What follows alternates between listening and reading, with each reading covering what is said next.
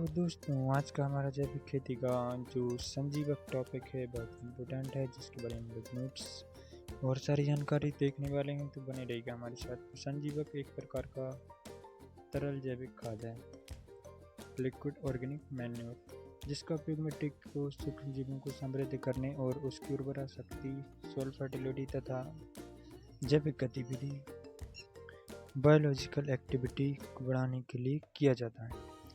यह जीवामृत के समान है और मुख्य रूप से गाय के गोबर, गौमूत्र, गुड़ और पानी को मिलाकर फर्मेंटेशन की प्रक्रिया द्वारा तैयार है। तो यह मिट्टी के अंदर फसल अवशेषों के तेजी से अपघटन या डिकम्पोजिशन में मदद करता है, जिससे पौधों के लिए पोषक तत्वों की उपलब्धता सुनिश्चित होती है। संजीवक बनाने की विस्तृत विधि। तो संजीवक बनाने के लिए सामग्री की मात्रा में थोड़ा बहुत अंतर हो सकता है, लेकिन मूल विधि इसी प्रकार आपको इसी प्रकार विधि मिलेगी जहाँ पर भी आप लोग देखेंगे। तो संजीवक बनाने की विस्तृत विधि। तो यहाँ पर सबसे पहला हमारी सामग्री है, जो कि पानी हमें 300 लीटर लेना है, गाय का गोबर 100 से 200 किलोग्राम और गौमूत्र 100 लीटर और गुड़ 500 ग्राम से 1 किलोग्राम। तो आप लोग इसी प्रकार, अगर इतनी मात्रा नहीं है तो आप लोग इस अनुपात में भी थोड़ी मात्रा में ऐसे ले सकते हैं। तो बनाने की प्रक्रिया।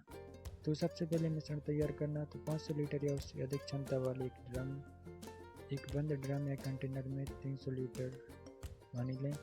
इसमें ताज़ा गाय का गोबर 100 से 200 किलोग्राम, गौमूत्र 100 लीटर और गुड़ 500 ग्राम 1 किलोग्राम अच्छी तरह मिलाना। सभी सामग्री को एक लकड़ी के डंडे की सहायता से घड़ी की दिशा क्लॉकवाइज और विपरीत दिशा एंटी क्लॉकवाइज में अच्छी तरह से मिलाएं। फर्मेंटेशन या किण्वन।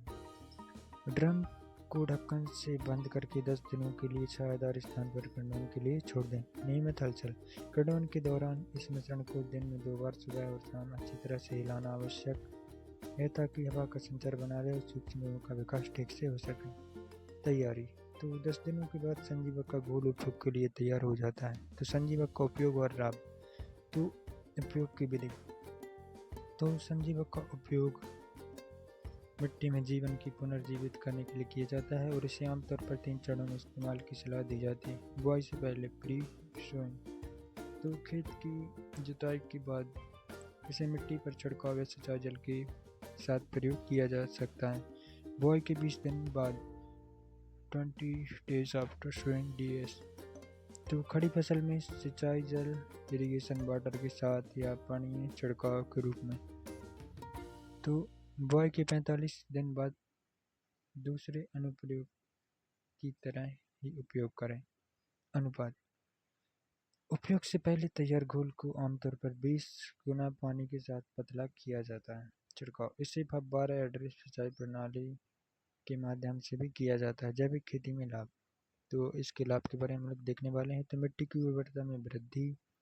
यह मिट्टी में लाभकारी सूक्ष्म जीवों की संख्या और गतिविधि को बढ़ाता है, जिससे मिट्टी की सेहत में सुधार होता है। पोषक तत्वों की उपलब्धता। सूक्ष्म जीव मिट्टी में मौजूद घुलनशील पोषक तत्वों को घुलनशील रूप में बदलते हैं, जिन्हें पौधे आसानी से अवशोषित कर सकते हैं। Zinc, iron, copper.